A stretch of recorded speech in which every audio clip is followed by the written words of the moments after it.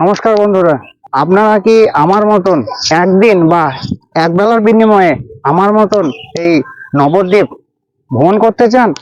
খুব অল্প খরচার বিনিময়ে বা খুব অল্প পয়সার বিনিময়ে। তো আজকের এই ভিডিওটি আপনাদের জন্য। চলুন তাহলে আজকের এই ভিডিওটি শুরু করা যাক সালার স্টেশন থেকে। রাধে রাধে, জয় শ্রীকৃষ্ণ, জয় রাধে, জয় রাধে। সকল দর্শক বন্ধুদের জানাই দোল পূর্ণিমার অগ্রিম অনেক অনেক শুভেচ্ছা এবং অনেক অনেক অভিনন্দন। আজকে হলো 2রা মার্চ 2026, সোমবার, বাংলা 17ই ফাল্গুন 1432। তো বেরিয়ে পেলাম আমি আবার এক নতুন গন্তব্যের পথে। তো আজকে আমার গন্তব্য হলো সালার থেকে সিধাম নবদ্বীপের উদ্দেশ্যে, যেখানে আজকে আমরা ঘুরে দেখব শ্রী চৈতন্য মহাপ্রভুর জন্মস্থান, এছাড়া আরো অনেক কিছু। চলুন তাহলে ট্রেনে ওঠা যাক।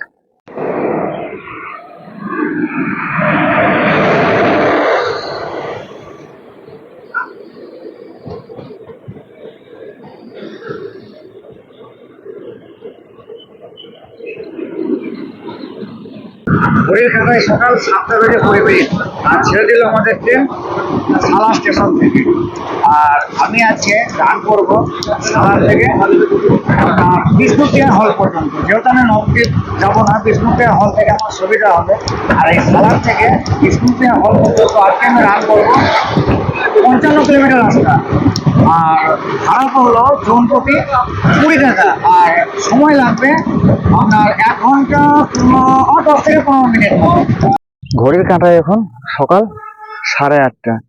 সালার থেকে 55 কিলোমিটার পথ অতিক্রম করে এই মুহূর্তে আমি এসে পৌঁছালাম বিষ্ণুপ্রিয়া হল স্টেশনে। যেহেতু বিষ্ণুপ্রিয়া হল স্টেশন থেকে আমার নবদ্বীপ ভ্রমণ করাটা সব থেকে বেশি সুবিধা হবে। তো আমি আপনাদেরকে একটা কথাই বলবো, আজিমগঞ্জের দিক থেকে বা কাটোয়ার দিক থেকে যারা আসবেন তাদের পক্ষে বিষ্ণুপ্রিয়া হল স্টেশনে নামাটাই মনে হয় বেশি সুবিধা হয়, যেটুকু আমার মনে হয়। আর হাওড়ার দিক থেকে এলে পরে নবদ্বীপের নামাটা সুবিধা হবে। এবার পছন্দটা আপনাদের। তো চলুন এবার স্টেশনের বাইরে যাওয়া যাক। এটা হচ্ছে বিষ্ণুপ্রিয়া হল স্টেশন। তোমাকে এখান থেকে স্টেশনের বাইরে যেতে হবে। আর এই বিষ্ণুপ্রিয়া হল স্টেশনের পরে হচ্ছে নবদ্বীপ ধাম। বিষ্ণুপ্রিয়া হল স্টেশন থেকে 2-3 মিনিট আমি পায়ে হেঁটে একটু এগিয়ে এলাম, দিয়ে এখান থেকে আমি একটি টোটো রিজার্ভ করলাম। আমার এই টোটোটিতে পড়লো 400 টাকা। মোটামুটি আমাকে 8 থেকে 10টা স্পট ঘুরিয়ে দেখাবে। তো আপনাদেরকে এই টোটো দাদার সঙ্গে একটু আলাপ করিয়ে দেবো, এবং এই টোটো দাদার ফোন নাম্বার স্ক্রিনে বা ডেসক্রিপশন বক্সেও দেওয়া থাকবে। আপনারা চাইলে এই দাদার সঙ্গে যোগাযোগ করবেন এবং টোটাল নবদ্বীপটা ঘুরে নিতে পারবেন। আমাদের সর্বপ্রথম দর্শনীয় স্থান হলো বিষ্ণুপ্রিয়ার জন্মস্থান বা বিষ্ণুপ্রিয়ার বাপের বাড়ি। চলুন তাহলে যাওয়া যাক। এইটি হলো বিষ্ণুপ্রিয়ার বাপের বাড়ি বা বিষ্ণুপ্রিয়ার জন্মস্থান। চলুন এবারে গেটের ভেতর দিয়ে ভেতরে প্রবেশ করা যাক। সে লিখে দেওয়া রয়েছে শ্রী বিষ্ণুপ্রিয়া দেবীর জন্মস্থান। এই আমি এখন ঢুকে পড়লাম গেটের ভেতর দিয়ে। আর এইটা হচ্ছে নাট মন্দির। তো এখানে রয়েছে বিষ্ণুপ্রিয়া দেবীর বাবা এবং মা। বাবার নাম হচ্ছে সনাতন মিশ্র এবং মায়ের নাম হচ্ছে মহামায়া দেবী।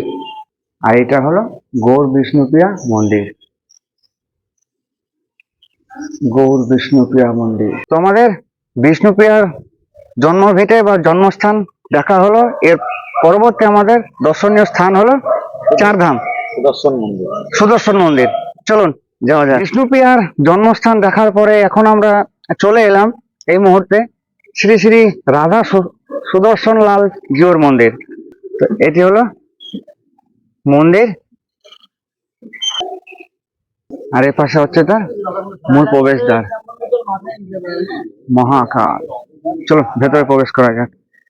তো আমি এখন এই সুদর্শন মন্দিরের ভেতরে প্রবেশ করলাম। এখানে কিন্তু 10 টাকা দিয়ে টিকিট করতে হয়, প্রবেশ মূল্য 10 টাকা। চলুন ভেতরে এগিয়ে যাই। গেটের ভেতরে প্রবেশ করার সঙ্গে সঙ্গে ভেতরটা কত সুন্দর লাগছে, চারিদিকে ফুলের বাগান। আর এইখানে একটি সুন্দর শিবলিঙ্গ বানানো রয়েছে দূরে, তার মাথার উপর রয়েছে বাসকী নাগ। অসাধারণ জায়গা। আর এ পাশে হচ্ছে মূল মন্দির। চলুন ভেতরে প্রবেশ করি। তো মন্দিরে প্রবেশ করার সঙ্গে সঙ্গে প্রথমে রয়েছেন জগন্নাথ দেব, আর এখানে রয়েছেন মহাপ্রভু শ্রী চৈতন্য দেব এবং তার পাশে রয়েছেন রাধা কৃষ্ণ। আর এখানে রয়েছে রামশিলা, ভগবান শ্রী রামচন্দ্র যে পাথরটি জলে ভাসিয়েছিলেন তারই একটি পাথরের খণ্ড এখানে রয়েছে। আর এটি হচ্ছে এখানকার নাথ মন্দির।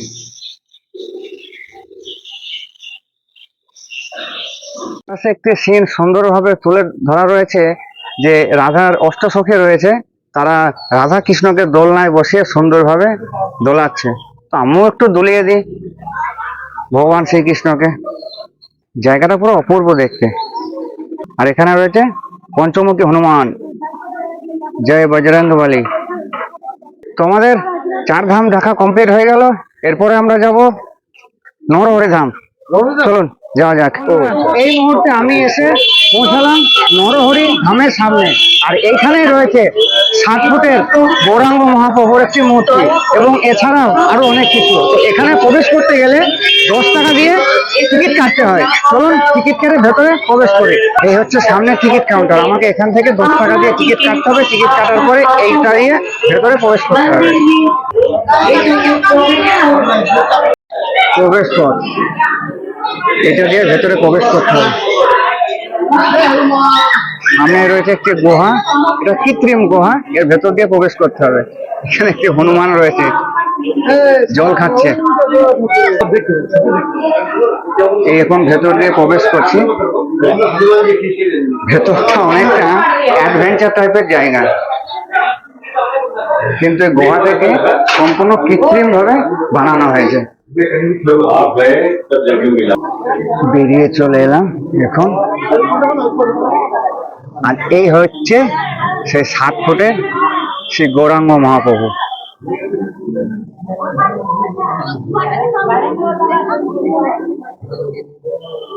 তবে এই জায়গাটিতে আপনারা যখন আসবেন হাতে যেন একটু সময় নিয়ে আসবেন, কারণ এই জায়গাতে দেখার অনেক কিছু রয়েছে, অনেক কিছু জিনিস রয়েছে। ভগবান শ্রীকৃষ্ণ বৃন্দাবনে যেসব লীলাগুলো করেছেন সেগুলো এখানে সুন্দরভাবে তুলে ধরা রয়েছে। এছাড়া শ্রী চৈতন্য মহাপ্রভু যেসব লীলাগুলো করেছেন সেগুলোও কিন্তু এখানে সুন্দরভাবে ফুটিয়ে তুলে ধরা রয়েছে। চলুন সেগুলো আমরা একে একে দেখি। রয়েছে রাসলীলা। ভগবান শ্রীকৃষ্ণ রাধারানীকে নিয়ে যে রাসলীলা করেছিলেন সেটি এখানে সুন্দরভাবে ফুটিয়ে তুলে ধরা রয়েছে। অসাধারণ লাগছে দেখতে। এবার একটু এই দিকে যাব। সকাল সকাল অনেক ভক্তবৃন্দ চলে এসছে এই জায়গাটি দেখবার জন্যে, ঘোরার জন্যে। এখানটায় রয়েছে রথাগ্রে শ্রী চৈতন্য দেবের সংকীর্তন সহ নৃত্য। সেই সিনটিকে সুন্দরভাবে ফুটিয়ে তুলে ধরা রয়েছে। অসাধারণ অসাধারণ, যার কোনো তুলনায় হয় না।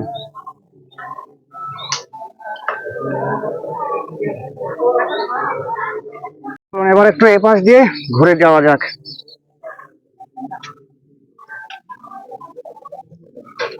শ্রী শ্রী বজরংবলী।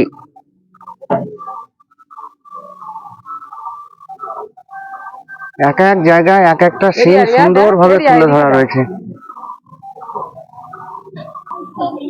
শিবাসের মৃত পুত্রের মুখে তত্ত্ব কথা।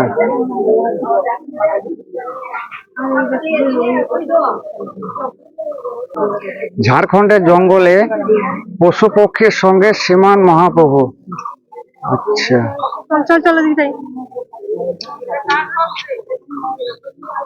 এখানে রয়েছে শ্রীকৃষ্ণের বনভোজন লীলা।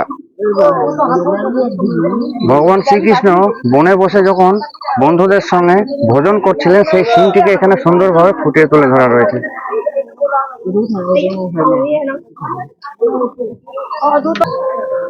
ব্রহ্মা নারদ সংবাদ। এখানটায় রয়েছে শ্যামকুঞ্জ আর রাধাকুঞ্জ। আর দূরে রয়েছে ভগবান শ্রীকৃষ্ণ কড়ি আঙুলের দ্বারাই গোবর্ধন পর্বতকে যেভাবে তুলেছিলেন সেই সিনটিকে সুন্দরভাবে ফুটিয়ে তুলে ধরা রয়েছে। আর এখানে জলের মধ্যে কিন্তু ছোট বড় অনেক মাছও রয়েছে।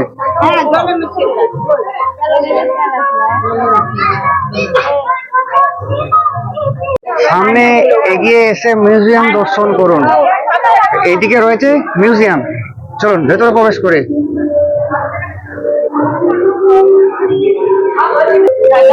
প্রথমে রয়েছে ভগবান শ্রীবিষ্ণু।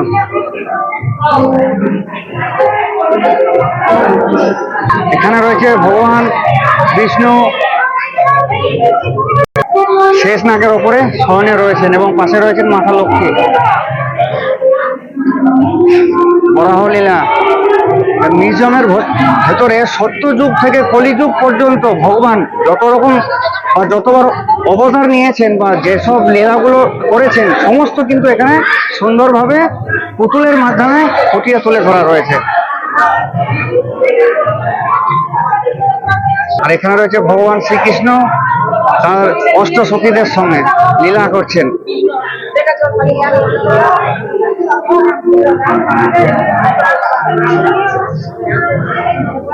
এপাশে ছোট্ট গোপাল দোলনায় বসে কত সুন্দর দোল খাচ্ছে, আর সবাই দড়ি টেনে ভগবানকে দোল দিচ্ছে।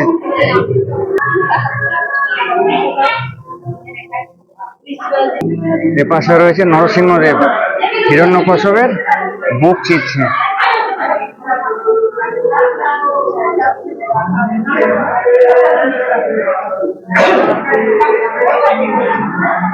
এপাশে রয়েছে পঞ্চতত্ত্ব।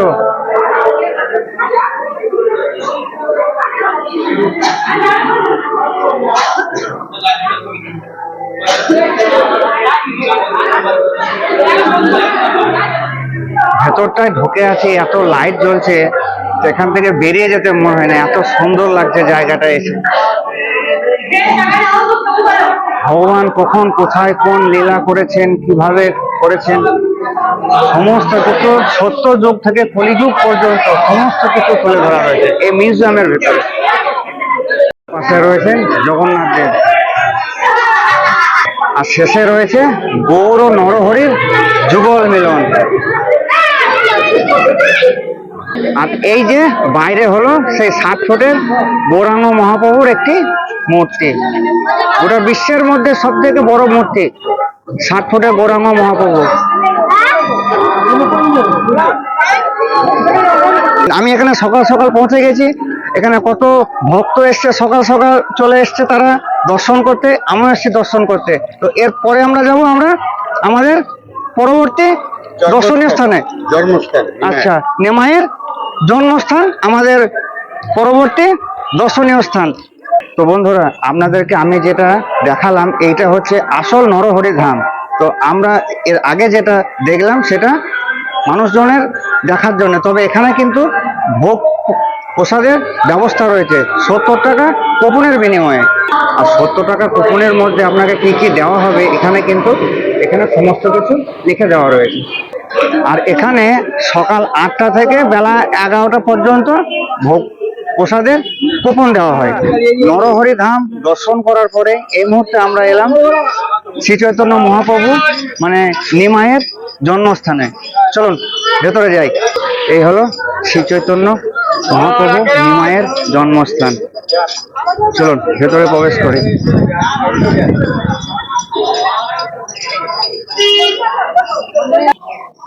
এই হচ্ছে সেই নিম গাছ। এই নিম গাছের গোড়াতেই শ্রী চৈতন্য মহাপ্রভু নিমাইয়ের জন্ম হয়েছিল। আর এই নিম গাছের গোড়াতে জন্ম হয়েছিল বলে ওনার নাম হচ্ছে নিমাই। আর এই নিম গাছটির বয়স প্রায় 550 বছর। আর পাশে একটি মন্দির রয়েছে যেখানে সচী মাতা নিমাইকে কোলে নিয়ে বসে আছেন। এবার এই পাশ দিয়ে একটু যাব। এই যে এখানে যে শিব মন্দিরটি রয়েছে, এই শিব মন্দিরটি মহাপ্রভু শ্রী চৈতন্যর পিতা জগন্নাথ মিশ্র তিনি এখানে মহাদেবকে প্রতিষ্ঠা করেছিলেন, বা এখানেই তিনি মহাদেবকে পুজো দিয়েছিলেন। হর হর মহাদেব। আর এই পাশে রয়েছে সিদ্ধিদাতা গণেশের মন্দির, আর এই সামনে রয়েছে নাথ মন্দির। চলুন একবার ভেতরে যাই।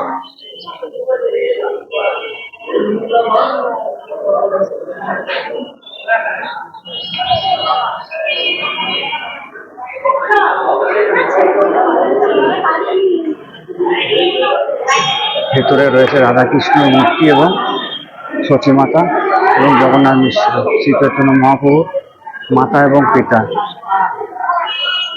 আর পাশে রয়েছে রাধাকৃষ্ণ, অসাধারণ লাগছে। শ্রী চৈতন্য মহাপ্রভুর জন্ম নিয়ে বা জন্মস্থান নিয়ে অনেক কিন্তু বিকল্প কথা রয়েছে।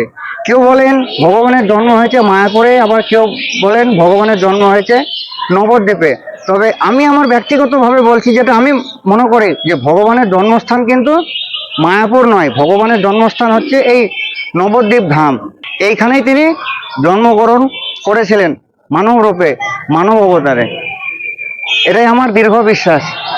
তবে আপনাদের কি রায় সেটা একটু কমেন্ট বক্সে কমেন্ট করে জানাবেন, যে কোনটা ঠিক কোনটা ভুল, নবদ্বীপ না মায়াপুর। আর আরেকটা জিনিস আপনাদেরকে বলি, এই নিমাইয়ের জন্মস্থানের এই জায়গাটিতে হনুমান হইতে কিন্তু সাবধান। মোবাইল, ব্যাগ বা যে কোনো জিনিস সাবধানে রাখবেন। এখানে কিন্তু প্রচন্ড পরিমাণে হনুমান রয়েছে, তো সেই হনুমানের হাত থেকে সাবধানে থাকবেন। একবার যদি কেড়ে নেয় তাহলে কিন্তু ফিরিয়ে নেওয়াটা খুব মুশকিলের হয়ে যাবে। মহাপ্রভু নিমাইয়ের জন্মস্থান দেখা কমপ্লিট। এবার আমরা যাব আমাদের পরবর্তী দর্শনীয় স্থান নিতাইয়ের বাড়ি। তো প্রচন্ড খিদে লেগেছিল, খুব খিদে পেয়েছিল। আমি আর আমার এই টোটো দাদা, আমরা দুই ভাইয়ে এইখানে একটা দোকানে নিরামিষ কিছু টিফিন করলাম, খাওয়া দাওয়া করলাম, হয়তো পেটটা ঠান্ডা হলো, মনে একটা এনার্জি হলো, ভালো লাগছে বেশ। তো চলুন যাই এবার নিতাইয়ের বাড়ি। বন্ধুরা, এখন আমরা এসে পৌঁছালাম নিতাইয়ের বাড়ি। চলুন ভেতরে যাই, নিতাইকে একবার দর্শন করি। এইটা হচ্ছে সেই নিতাইয়ের বাড়ি, এখন নতুন করে নির্মাণের কাজ হচ্ছে। চলুন ভেতরে প্রবেশ করা যাক। চলুন সামনে এগিয়ে যাই।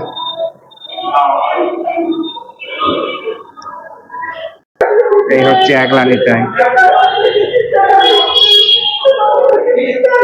জয় নিতাই, জয় নিতাই। তোমাদের নিতাইয়ের বাড়ি দেখা কমপ্লিট হলো, বা নিতাইকেও আমাদের দর্শন করা হলো। এরপরে যাবো আমরা আমাদের পরবর্তী দর্শনীয় স্থানে। এরপরে আমাদের পরবর্তী দর্শনীয় স্থান হচ্ছে বলদেব মন্দির। তো বন্ধুরা, আপনাদেরকে আমি একটা কথাই বলবো, আমার এই ভিডিওর মাধ্যমে নবদ্বীপের যতটা পারবো আমি আপনাদেরকে দেখানোর চেষ্টা করব, বা আমিও নিজে দর্শন করব।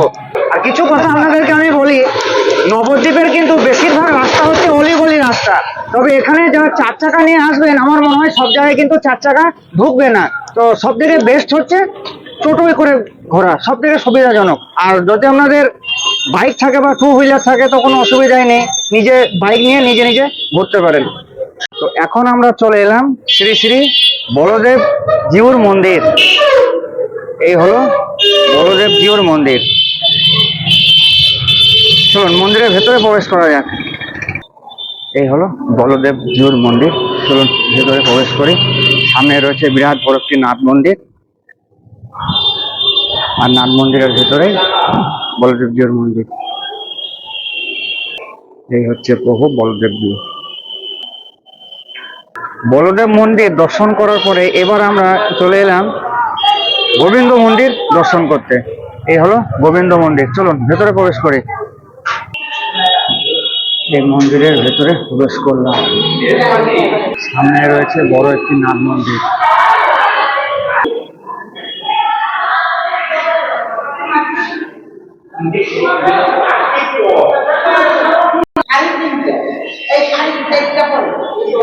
হচ্ছে ভগবান গোবিন্দ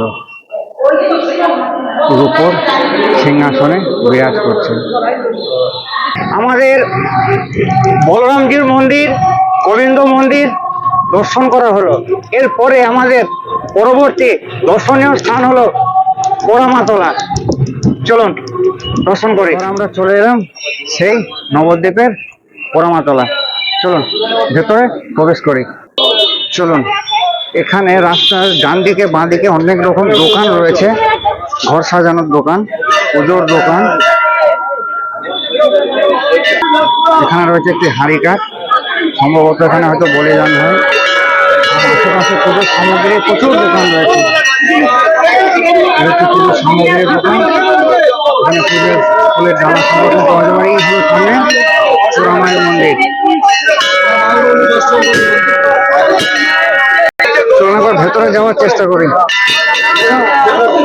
ভিতরে পোড়া মাকে দর্শন করলাম, আর এই সময় ভেতরে প্রচন্ড ভিড় ভক্তদের, সবাই এসছে এখানে পুজো দিতে। তো সেই ফাঁকে আমি মাকে প্রণাম করলাম এবং চতুর্দিকটা একবার পরিক্রমা করলাম। ভালো লাগলো, সুন্দর লাগলো। তবে আমি এই সময় আপনাদেরকে ভেতরে কিছু বলতে পারলাম না, যেহেতু ভক্তদের এতটাই চাপ ছিল। তো বন্ধুরা, পোড়া মাকে তো আমরা দর্শন করলাম, কিন্তু এই পোড়া মায়ের নাম নিয়ে কিছু মতের ভেদাভেদ রয়েছে। কেউ বলেন পোড়া মা বা কেউ বলেন পড়ুয়া মা। আবার এটাও শোনা যায় যে এই পড়ুয়া মা কিন্তু শ্রী চৈতন্য মহাপ্রভুর জন্মেরও আদি। এটাও শোনা যায় যে শ্রী চৈতন্য মহাপ্রভু যখন শিক্ষা গ্রহণ করতে যেতেন তখন এই মাকে প্রণাম করতেন, করে তিনি শিক্ষা গ্রহণ করতে যেতেন। তো এটা যেটুকু শুনি যে অনেকে বলে পড়ুয়া মা, এই পড়ুয়া মায়ের নাম থেকেই নাকি শোনা যায় মায়ের নাম হয়েছে পোড়া মা। কিন্তু কোনটা ঠিক কোনটা ভুল সেটা কিন্তু আমার অবশ্য জানা নেই। এই হচ্ছে মা ভবতারিণী। জয় মা ভবতারিণী। এই ভবতারিণী মন্দিরের মাথায় যে বট গাছটি রয়েছে, ঠিক যেন মনে হচ্ছে পুরো গাছটা মাকে জড়িয়ে ধরে আগলে রেখেছে। পুরো মন্দিরটাকে এই বট গাছে কত সুন্দরভাবে জড়িয়ে ধরে আগলে রেখেছে। আর এখানে যারা মানত করেন তারা এইভাবে ভেলা বাঁধেন। হচ্ছে তিলেশ্বর মহাদেব, এনাকেও বট গাছে খুব সুন্দরভাবে আগলে ধরে রেখেছে। চলুন একবার মন্দিরের ভেতরে প্রবেশ করি। হর হর মহাদেব, মানে আমি জয় শিব শম্ভু। তো আমাদের পোড়ামাতলা দর্শন হলো, ভবতারিণী মাকেও দর্শন হলো, বা তিলেশ্বর মহাদেবকেও দর্শন হলো। তো এরপরে আমাদের পরবর্তী দর্শনীয় স্থান সোনার গৌরাঙ্গ। চলুন এটাকেও দর্শন করি। তো বন্ধুরা, এখন আমরা এসে পৌঁছালাম সোনার গৌরাঙ্গ দেখতে বা প্রভুর মন্দির দেখতে। চলুন ভেতরে প্রবেশ করি। শ্রী শ্রী সোনার গৌরাঙ্গ মহাপ্রভুর শ্রী মন্দির, এইটা হচ্ছে প্রবেশদ্বার। এইদিকে আমাদেরকে প্রবেশ করতে হবে। চলুন ভেতরে প্রবেশ করা যাক।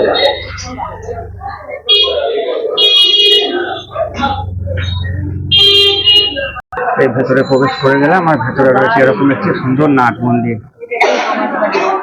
আর এখানে কিছু দোকান রয়েছে, এখানে কিছু দোকান রয়েছে, বই বা ঠাকুরের ছবি এখানেও রয়েছে। আর এই হলো সামনে সিঁড়ি, এই সিঁড়ি দিয়ে সোজা ওপরে উঠতে হবে।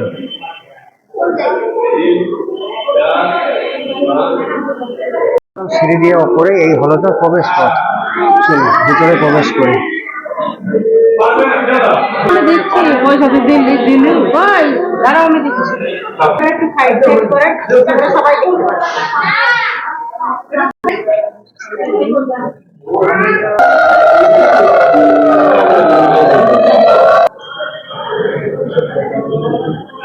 এখানে রয়েছে শ্রী চৈতন্য প্রভু এবং তার দুই পাশে রয়েছে দুই স্ত্রী, লক্ষ্মীপ্রিয়া এবং বিষ্ণুপ্রিয়া। এখানে রয়েছে ভগবান শ্রীকৃষ্ণ ছোট্ট গোপাল। আর এই ওপর থেকে নিচেটা দেখতে কত সুন্দর লাগছে।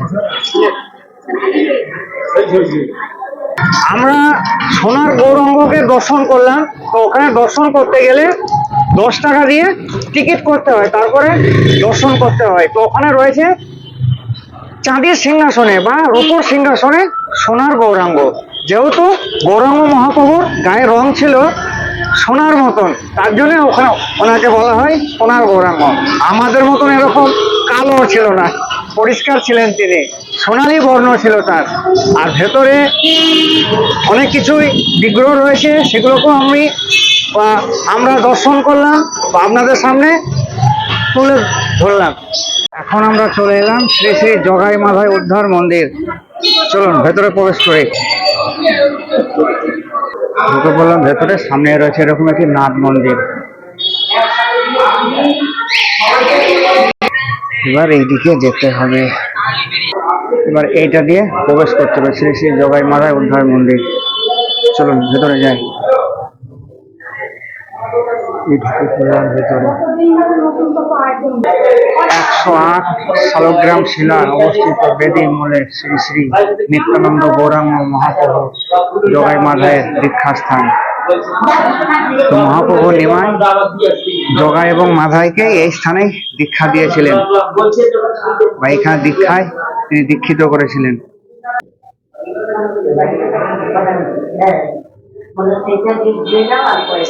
আর নিচে রয়েছে শালগ্রাম শিলা, ওখানে রয়েছে রাধাকৃষ্ণর বিগ্রহ।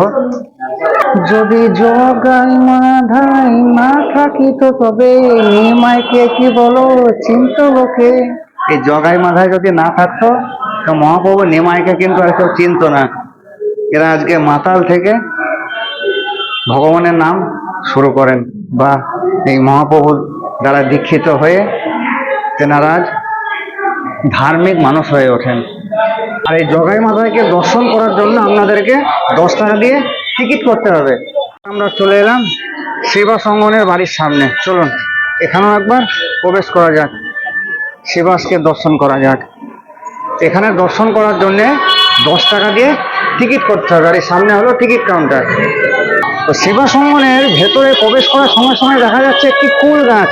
এই কুল গাছটিকে শ্রী গৌরাঙ্গ মহাপ্রভু তার নিজে হাতে লাগিয়েছিলেন। 500 বছরের পুরনো এই কুল গাছটি।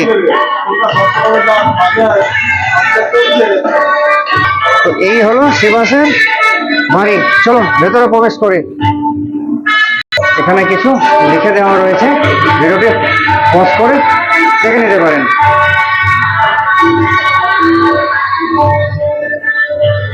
এখানে রয়েছে হরিহর, কৃষ্ণ গোপাল ও গৌর গোপাল, সচী মায়ের কোলে গৌর হরি, মালিনী দেবী। এর পাশে রয়েছে শ্রী শ্রী গৌরাঙ্গ মহাপ্রভুর মহানগর সংকীর্তন। এখানে রয়েছে নিত্যানন্দ প্রভুর 2 স্ত্রী বসুধা এবং জাহ্নবা। আর এই যে এখানে রয়েছে শ্রীবাসের মৃত পুত্রকে শ্রীমান মহাপ্রভুর কৃপা। এখানে রয়েছে শ্রী শ্রী ভগবানের দশাবতার, শ্রীকৃষ্ণের মহারাজ দর্শন। এপাশে রয়েছে বলরাম, সুভদ্রা, জগন্নাথ, রাজা প্রতাপরুদ্র। এখানে রয়েছেন নিত্যানন্দর বংশাবতার নবদ্বীপ চন্দ্র গোস্বামী। আর এপাশে আর এক রয়েছে নিত্যানন্দ মহাপ্রভুর আর এক বংশধর প্রতাপচন্দ্র গোস্বামী। এটা হচ্ছে শ্রীবাস অঙ্গনের নাট মন্দির। আগামীকাল অর্থাৎ 3রা মার্চ দোল পূর্ণিমা, সে উপলক্ষে সুন্দরভাবে সাজানো রয়েছে। তো আমাদের এবার দর্শনীয় স্থান হলো সমাজবাড়ি। চলুন এবারে সমাজবাড়ির ভেতরে প্রবেশ করি। এই হলো শ্রী শ্রী সমাজবাড়ি আশ্রম। চলুন ভেতরে প্রবেশ করা যাক। তো আমি এখন এই সমাজবাড়ি আশ্রমের ভেতরে প্রবেশ করে গেলাম। সামনেটা কত সুন্দর গাছ দিয়ে সাজানো রয়েছে। আর এই হচ্ছে সমাজবাড়ি আশ্রম, এই হচ্ছে তার মন্দির।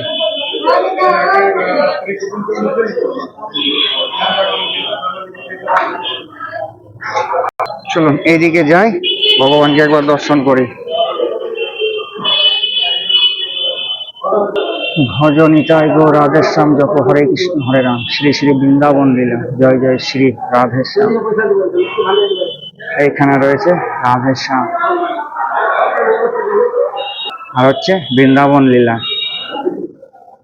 আর এ পাশে হচ্ছে শ্রী শ্রী নন্দালয়। আর এই পাশে রয়েছে শ্রী শ্রী নিতাই গৌর।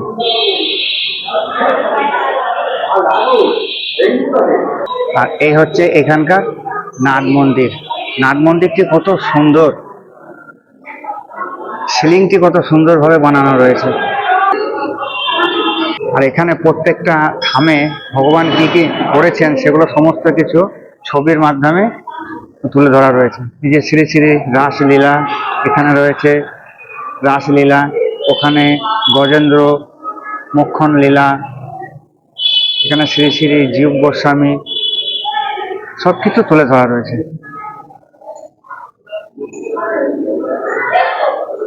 ঘোড়াটা দেখছেন কত বড়। আর এইটি হলো রাধারমন চরণ দাসের সমাধি মন্দির। এই মন্দিরকে যিনি প্রতিষ্ঠা করেছিলেন তার এখানে সমাধির মন্দির রয়েছে এবং তার এখানে একটি সুন্দর প্রতিমূর্তি রয়েছে। এই হলো এখানকার প্রবেশদ্বারের গেট। ভেতর থেকে কত সুন্দর লাগছে। তবে এই সমাজ বাড়িতে এসে আপনারা যদি কেউ মনে করেন যে এখানে প্রসাদ গ্রহণ করব, তাহলে কিন্তু এখানে সকাল 7টা থেকে ভোগের কুপন দেওয়া হয়। আর সেই ভোগের কুপন মূল্য হচ্ছে 80 টাকা। সকাল 7টা থেকে শুরু করে বেলা 12টা পর্যন্ত এখানে ভোগ প্রসাদের জন্য কুপন দেওয়া হয়। এই সমাজ বাড়ির ভেতরে রয়েছে শ্রী শ্রী গোপেশ্বর মহাদেব মন্দির। চলুন মহাদেবকে আবার দর্শন করি। এই হচ্ছে গোপেশ্বর মহাদেব। আর এই সমাজ বাড়ির আশ্রমের এরিয়াটা কিন্তু অনেকটা বড়।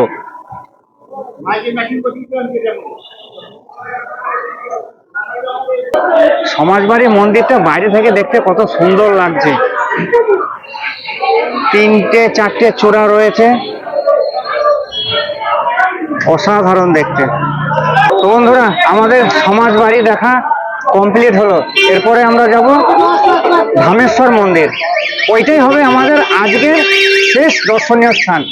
চলুন তাহলে এবার ওখানে যাই। এখন আমি চলে এলাম ধামেশ্বর শ্রী শ্রী গৌরাঙ্গ মহাপ্রভুর মন্দিরে। এইটাই হলো আজকের নবদ্বীপ ভ্রমণের শেষ দর্শনীয় স্থান, এই ধামেশ্বর মন্দির। চলুন এই ধামেশ্বর মন্দিরকে আমরা দর্শন করব। দর্শন করে আজকের এই ভিডিওটি এখানে শেষ করব। চলো তাহলে ভেতরে যাওয়া যাক। দোল পূর্ণিমা উপলক্ষে সামনে একটি সুন্দর গেট বানানো হয়েছে। ধামেশ্বর শ্রী শ্রী গৌরাঙ্গ মহাপ্রভুর 540তম শুভ আবির্ভাব উৎসব। এইটি হলো এখানকার মূল প্রবেশদ্বার। যেহেতু আগামীকাল দোল পূর্ণিমা 23শে মার্চ, তার জন্য ফুল দিয়ে সুন্দরভাবে সাজানো হয়েছে। এখন আমাকে গেটের ভেতর দিয়ে ভেতরে প্রবেশ করতে হবে। ভেতরে প্রবেশ করি।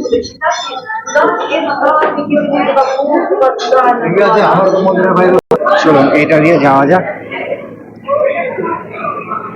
এই হলো প্রবেশদ্বার, এদিকে প্রবেশ করতে হবে। আর ভেতরে এখন প্রচুর ভক্ত রয়েছে, অনেক ভক্ত সমাগম রয়েছে ভেতরে। এই রয়েছে ঠাকুর মশাই হাতায় নিত্যানন্দ মহাপ্রভুর চরণ পাদুকা। সবাই প্রণাম করছেন। ওই হচ্ছে চরণ পাদুকা। ধামেশ্বর শ্রী শ্রী গৌরাঙ্গ মহাপ্রভু। আর ওই নিচে রয়েছে ওনার, আমার ঠিক আঙুলের নিচে রয়েছে ওনার চরণ পাদুকা। এই হলো গৌরাঙ্গ মহাপ্রভু, ধামেশ্বর গৌরাঙ্গ মহাপ্রভু। আর এইটা হচ্ছে ধামেশ্বর মন্দিরের নাট মন্দির।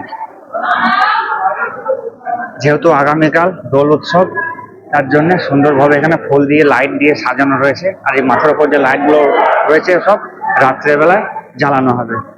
তো এই ধামেশ্বর মন্দিরে কিন্তু 170 টাকার বিনিময়ে ভোগ প্রসাদের ব্যবস্থা রয়েছে। আপনারা চাইলে এখান থেকে কুপন সংগ্রহ করে ভোগ প্রসাদ গ্রহণ করতে পারেন। তো এই ধামেশ্বর মন্দিরের সম্বন্ধে আমার যেটুকু জানা আছে সেটুকু আমি আপনাদের সামনে তুলে ধরতে চাই। তো সেটুকু হলো, শ্রী চৈতন্য মহাপ্রভুর বিয়ে হয়েছিল 2বার। তো ওনার প্রথম পক্ষের স্ত্রীর নাম হচ্ছে লক্ষ্মীপ্রিয়া, যিনি সর্পদংশনে মারা যান, বা ওনাকে সাপে কামড় দিয়েছিলেন বলে উনি মারা গিয়েছিলেন। তারপরে মহাপ্রভু দ্বিতীয়বার যখন বিয়ে করেন, ওনার দ্বিতীয় পক্ষের স্ত্রীর নাম হচ্ছে বিষ্ণুপ্রিয়া। তো শ্রী চৈতন্য মহাপ্রভু যখন সন্ন্যাস গ্রহণ করেন বা যখন সন্ন্যাস নেন, সন্ন্যাস নেওয়ার পরে বেশ কয়েক বছর পর তিনি আবার এইখানে পুনরায় ঘুরে আসেন বিষ্ণুপ্রিয়াকে দর্শন দেওয়ার জন্য। তো উনি যখন আসেন, ওনাকে সেই সময় বিষ্ণুপ্রিয়া যখন ওনার চরণে হাত দিয়ে বা পায়ে হাত দিয়ে যখন প্রণাম করতে যান, তো প্রণাম করার পরে উনি যখন বিষ্ণুপ্রিয়া যখন উঠে দাঁড়ান, তাকে দেখেন যে প্রভু আর নেই, তখন তিনি অদৃশ্য হয়ে যান। তো বিষ্ণুপ্রিয়ার জন্য তখন প্রভু ওনার এই চরণ পাদুকার দুটি বিষ্ণুপ্রিয়ার জন্য এই স্থানে রেখে যান। তো এইখানেই তিনি শেষবারের জন্য একবার এসেছিলেন, তারপরে তিনি দেহত্যাগ করেন। আর ওনার জন্ম হয়েছিল এই দোল পূর্ণিমায়। এই দোল পূর্ণিমায় দোল উৎসবের দিনে ওনার জন্ম। তো এবছর ওনার 540তম জন্মবার্ষিকী। তো এই নবদ্বীপের সব থেকে বড় উৎসব হচ্ছে দোল উৎসব, যেটি বৃন্দাবনে পালিত হয়। বৃন্দাবন তো বিরাট জায়গা, বড় জায়গা, ওখানেও দোল উৎসব পালিত হয়। তো এখানেও সেই তাই, এই নবদ্বীপেও কিন্তু ধুমধাম করে দোল উৎসব পালন করা হয়। তো বন্ধুরা, এই ছিল আমার আজকের ভিডিও, দোল পূর্ণিমা উপলক্ষে নবদ্বীপ ভ্রমণ। তো আমার মতন অল্প পয়সায় মাত্র 600 টাকায় যদি আমার মতন এইভাবে এক বেলার বিনিময়ে ঘুরতে চান, তো এইভাবে ঘুরতে পারেন। আর আমাকে ঘুরিয়েছে যে টোটো দাদা, আপনাদেরকে শুরুতে বলেছিলাম, তো এই দাদার সঙ্গে আমি আপনাদেরকে এবার আলাপ পরিচয়টা করিয়ে দিই। তো দাদা বলুন আপনার নামটা। আমার ডাক নাম বুড়ো, ভালো নাম সুশান্ত সরকার। আচ্ছা, আপনার মোবাইল নাম্বারটা একটু বলে দিন। 7029705574। আচ্ছা, তো আমার এই ভিডিও দেখে যদি কোনো দর্শক বন্ধু আসে, তো ঘুরিয়ে যাবেন নিশ্চয়ই? হ্যাঁ, আমি ভালো বলতেই ঘুরিয়ে দিই, কাউকে ঠকাই না আমি। তো এইভাবে যারা আসবে তাদেরকে এইভাবে অল্প পয়সার মধ্যে সমস্ত নবদ্বীপ আপনি সমস্ত নদী ঘুরিয়ে দেখাবো। ঘুরিয়ে দেখাবেন। ঠিক আছে দাদা, আপনাকে অসংখ্য ধন্যবাদ। তো আমার এই ভিডিওটি আমি এখানেই শেষ করছি, আর বেশি বড় করছি না। তো এই ছিল আজকে আমার দোল পূর্ণিমা উপলক্ষে নবদ্বীপ ধাম ভ্রমণের ভিডিও। তো আজকের এই ভিডিওটি আপনাদেরকে কেমন লেগেছে অবশ্যই এটি কমেন্ট বক্সে কমেন্ট করে জানাবেন। চ্যানেলে যারা নতুন হয়ে রয়েছেন তারা অবশ্যই চ্যানেলটিকে সাবস্ক্রাইব করে দেবেন এবং পাশে থাকা বেলটিকে প্রেস করে দেবেন। তো আমার এই পেছনেই রয়েছে বিষ্ণুপ্রিয়া হল স্টেশন। তো আমি এখন স্টেশনে যাব, গিয়ে বাড়ির উদ্দেশ্যে রওনা হব। তো আপনাদের সঙ্গে দেখা হচ্ছে আবার নতুন কোনো গল্পে, নতুন কোনো ভিডিও নিয়ে। ততক্ষণের জন্য সবাই সুস্থ থাকবেন, ভালো থাকবেন, টাটা।